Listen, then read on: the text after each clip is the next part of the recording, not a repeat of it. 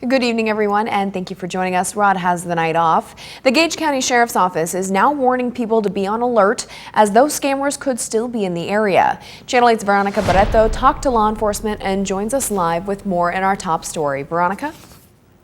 We hear about scams all the time, but the Gage County Sheriff's Office says this case was unique as it happened in person. A Gage County man could have lost tens of thousands of dollars had the suspects not run off. The victim says he was approached at a gas station in Cortland by some people saying they would give him a bunch of jewelry. What they said was $50-some thousand worth of gold jewelry, little necklaces and rings, and they would sell it to him for $20,000.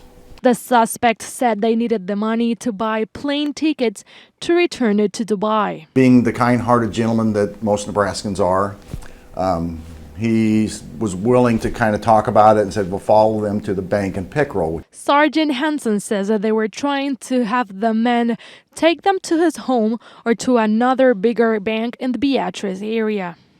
So he went in the bank, approached his bankers who were very alert, and then he looked out and saw them backing down the hill in Pickerel, and then they took off, leaving the jewelry there with him in his car.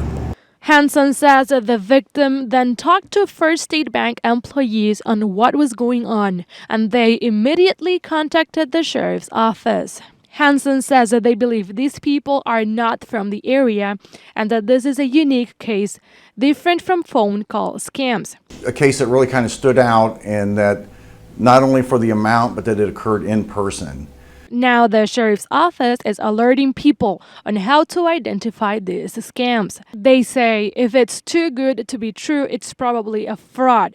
And they tell people what they should do in a situation like this. Call law enforcement right away. Don't be embarrassed. Don't fall or don't succumb to any type of pressure or demands. And just take a minute and stop and think. Hansen says the victim described the three suspects as a male and a woman in their 30s and a younger male, and described them as being from the Middle East. For more information on how to prevent these scams, visit KLKNTV.com. Veronica, thank you very much for our top story tonight.